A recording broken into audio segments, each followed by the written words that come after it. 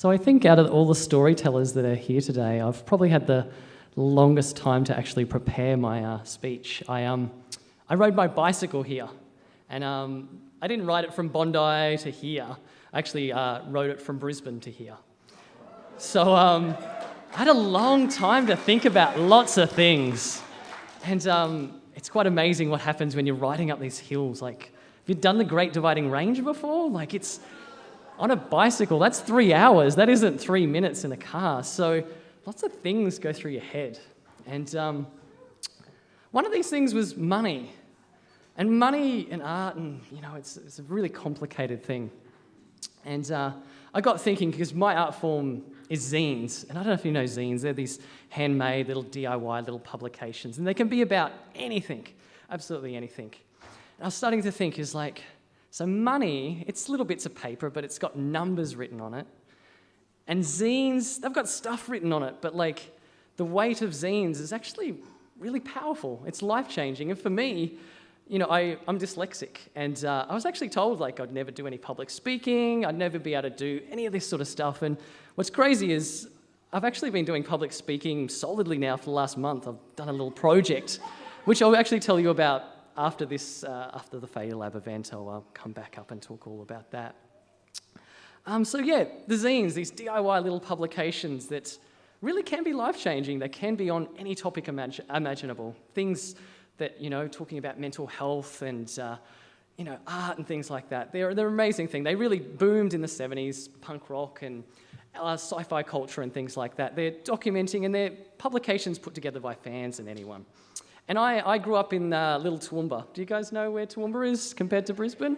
Hour and a half away. It's actually not that far away. And it's sort of funny thinking about a lot of the guests have connections with Newcastle. And in a lot of ways, it's sort of similar to that Newcastle connection where it's not that far away, but it's still another world away. And lots of things can sort of grow, and it's amazing. And I think these small regional towns are amazing places to have a go at things and fail at things as well. So my big thing that I sort of grew out of Toowoomba was this music and art fanzine called Bazoo.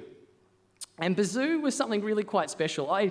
This was something that I started where the first 3 or 4 issues, I actually couldn't even write because I was that dyslexic. I actually needed someone to dictate. I was dictating to someone because I couldn't construct a sentence, let alone a whole little publication. And, it happened. And what happened is something quite special. And I'll tell you a little bit more about what happened there. But the zine itself, we released 25 issues, and it was really beautiful. And I think it was between the 25th and 26th issue, and it was 2006. And so it was about our 5th birthday celebration. And this was something that, via the zines and things like that as well, it provided this opportunity. Since I was interviewing bands and artists and things like that, I actually got into sort of festival promotion. And I learnt on the fly, I learnt the hard way, doing things and having a go and things like that.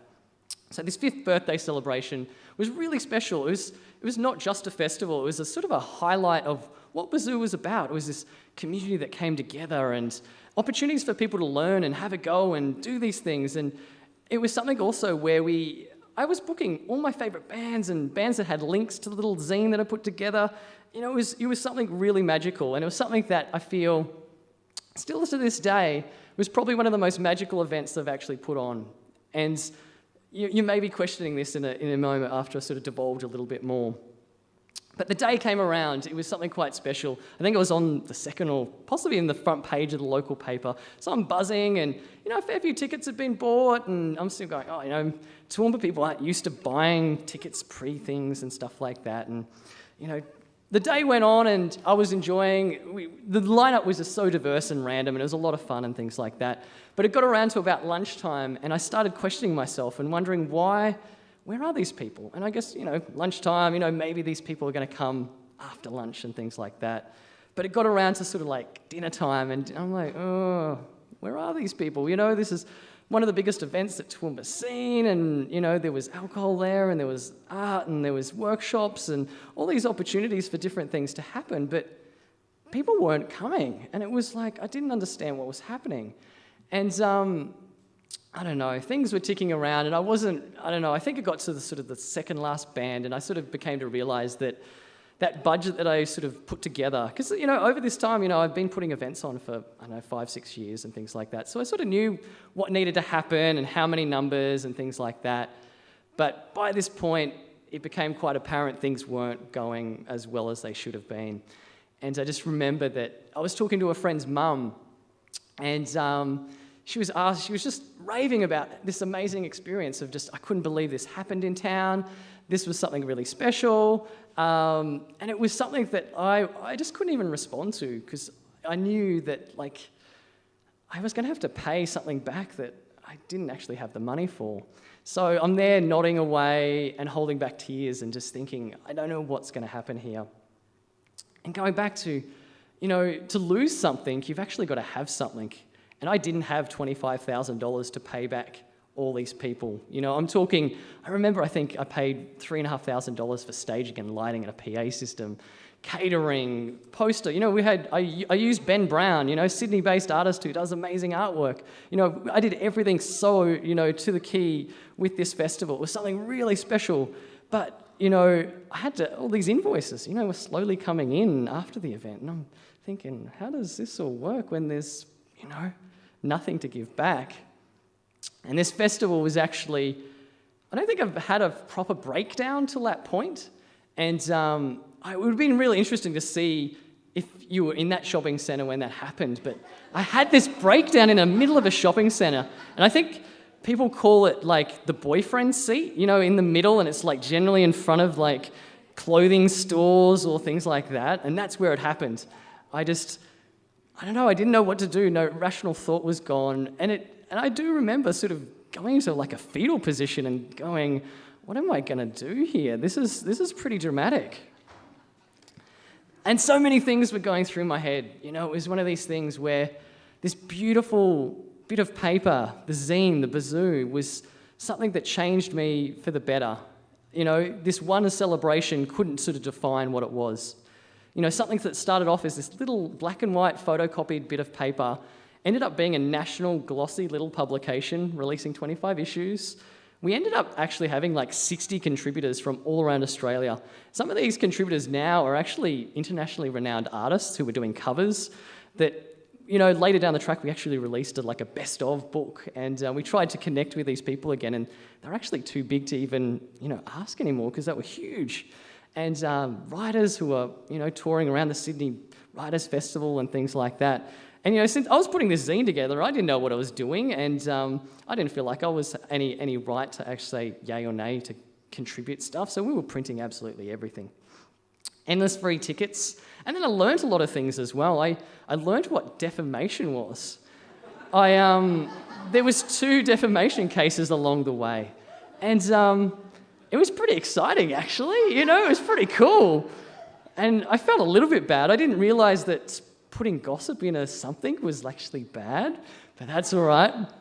The other learning that was also, a lot of people may consider, something a bit bad, we ended up with a whole heap of VIP Splendour in the Grass tickets. And it was a year that I wasn't too into it. And you're like, oh, eBay, I reckon we can get a ton of money and we can pay for the next, print run of the zines and stuff like that. And I reckon it might have been only 2 days. And we got an email and a phone call from the promoters of Splendour in the Grass asking, are we selling VIP tickets on eBay? Because there's no other VIP tickets being allocated to anyone in Toowoomba. So I was that silly that I didn't change my eBay user location other than Toowoomba. So that was a bit of a failure, but that's not the big failure, but that's okay. Other beautiful things that did come from making this little black and white zine was just falling in love with showcasing other people's artwork, And another thing was documenting and, documenting a time period, this underbelly of amazing things happening. And, I think Bazoo sparked a lot of different things as well. I don't know if anyone's into street art, there's the First Coat Festival. If you're ever in Toowoomba, tons of great murals and things like that. But going back to the shopping centre, if I continued, I was still in that fetal position and thinking about these positives, but then thinking about these negative things and realising that if I continued doing what I was doing, it was probably going to take me about 2.5 years to pay back. all during the Bazoo years and till this current day. On and off, I'm still on the dole, but I was definitely on the dole at this point. So things were going to take a little bit of time. I was thinking about selling things. I didn't really have a whole lot of things to sell. I had lots of cool little things that I've picked up along the way, but nothing of value. I had so much credit card debt already that I didn't, applying for a loan or anything like that really wasn't an issue. So I couldn't really go down that path as well. And, I've been on the dole for so long. I think it might have been 5 years before I had sort of my last, regular employment and things like that. And one thing I will encourage people to do is get mentors. And this is where it sort of got to the point where having a mentor, learning from other people's mistakes is really good. And I called my mentor and said, hey, so he was at this festival, he came along, and we didn't really have a chat then. I sort of called him, and I just said, hey, so what's involved with declaring yourself bankrupt? What do you need to do there? I think you've done that before. What's involved? And working out what these dot points are, and should I do that? That's a path? That seems like an easy way to sort of get rid of this mess. So the thing is,